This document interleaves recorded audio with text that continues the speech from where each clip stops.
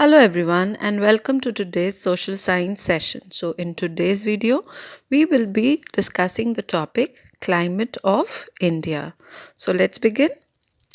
So the climate of a country plays a very important role in shaping the country's economy, environmental diversity and also that country's culture. What are the two important elements of climate? The two important elements of climate are temperature and rainfall. When we talk about our own country, India, we see that India experiences great variations in climate. This is due to its vast area. Our country is spread over several latitudes and has varied relief features. Some places of India are very hot, for example, Rajasthan, which experiences a temperature of, say, around more than 50 in summers. Whereas when we talk about Ladakh and Kashmir, these places experience temperature of minus 40 during the winter. So we see that there's a great variation. Some parts receive very less rainfall, for example, Rajasthan, whereas some parts like Meghalaya receive the highest rainfall not only in the country but in the world. Our India is located in the tropical and the subtropical latitudes. Thus, our climate is mainly of two kinds, tropical and subtropical climate. Apart from this, an important factor that influences the Indian climate is the monsoon winds. That is, the winds which bring rain. Therefore, we can say that the Indian climate is tropical monsoon climate. Now, let us see some of the factors which are responsible for the climate variation. So, the factors are location, the Himalayas, surrounding areas, and the fourth factor is the relief features. When we talk about location, our country India is divided into almost two equal parts through Tropic of Cancer.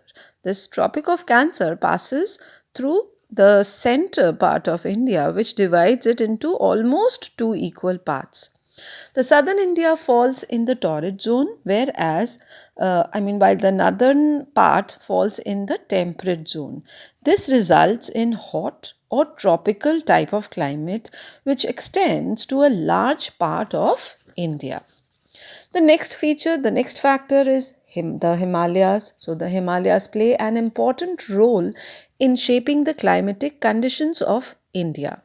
These uh, these high mountains, they act as a barrier and they protect our country from the cold winds blowing from the Arctic region. The monsoon winds are also prevented by the Himalayas from crossing over into Central Asia, thus bringing rain to our country during the summer months. The next factor is surrounding seas. So, India is a peninsula with a long coastline but mostly falls in torrid zone.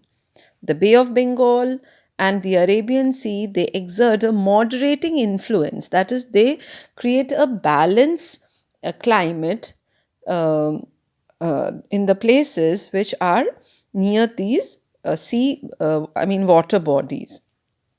So, in these areas, the climate remains almost same throughout the year. That is neither very hot nor very cold.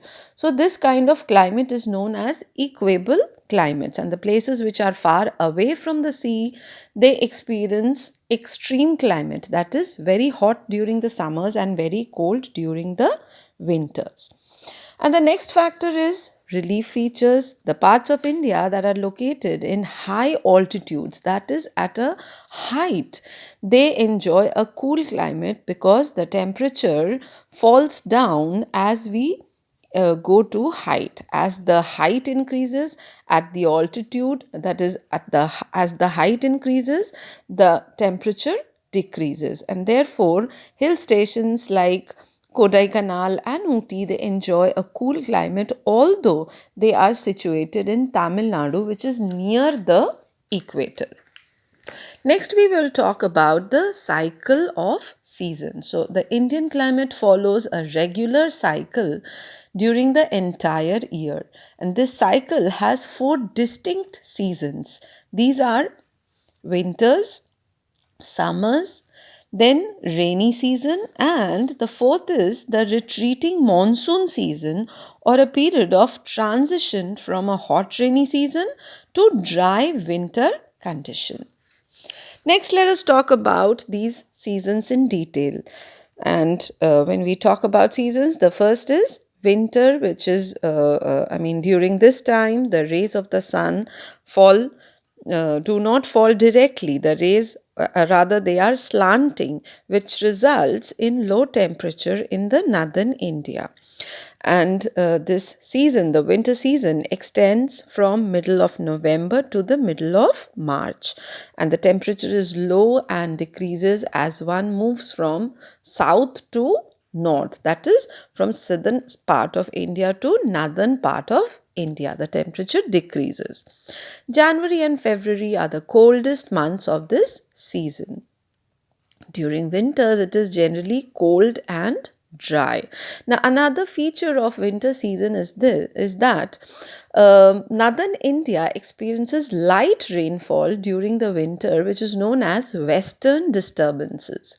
These are caused by the cyclonic storms. These western disturbances, these are the cyclonic storms which originate in the Mediterranean Sea, and they move towards India. This phenomenon causes heavy snowfall in the high Himalayas and rainfall in plains. So, due to these western disturbances, the temperature goes down further and northern India experiences cold wave. Next, moving on to hot weather or the summers. So, the summer season starts from middle of March till we can say from March till May or June. The sun rays are more or less direct on the Tropic of Cancer. So, since the sun rays fall directly on the Tropic of Cancer, it becomes very, very hot. It increases the temperature. So, the temperature rises and the weather is too hot. Now, during the hot months, dry, hot winds blow, which is known as Lu, and these winds, they blow during the daytime in large parts of northern India.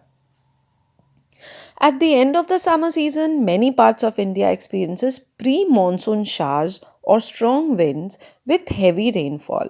Such thunderstorms are known as Kal Baisakhis in West Bengal, and they are also known as mango showers in Kerala and Karnataka, since these showers help in ripening of the mangoes.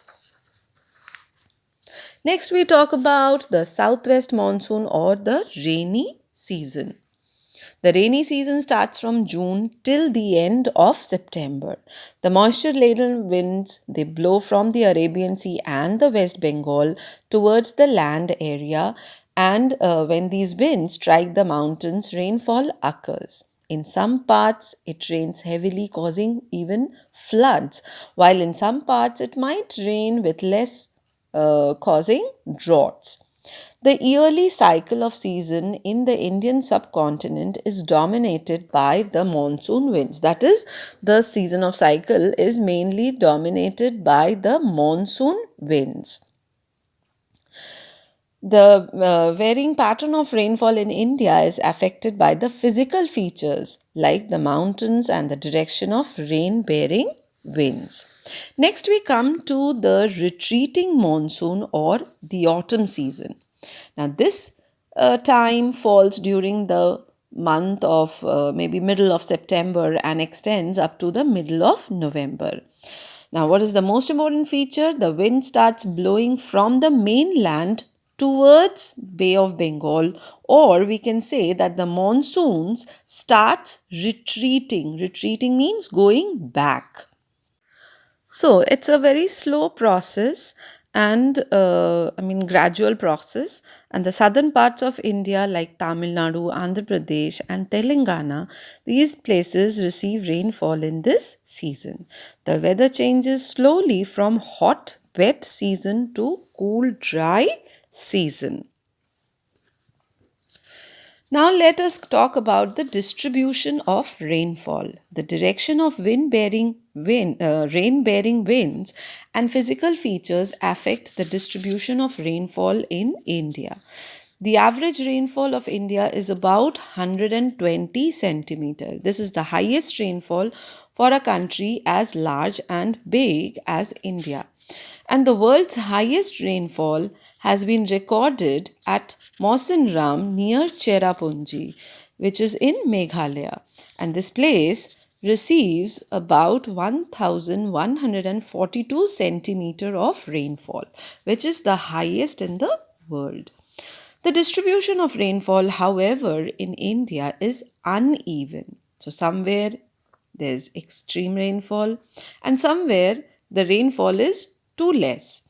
On one hand, parts of Meghalaya receive about 800 centimeter of annual rainfall, while some parts of Rajasthan they receive less than 10 centimeter of rainfall annually.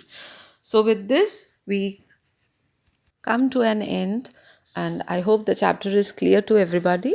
So, with this, we wind up. Thank you so much.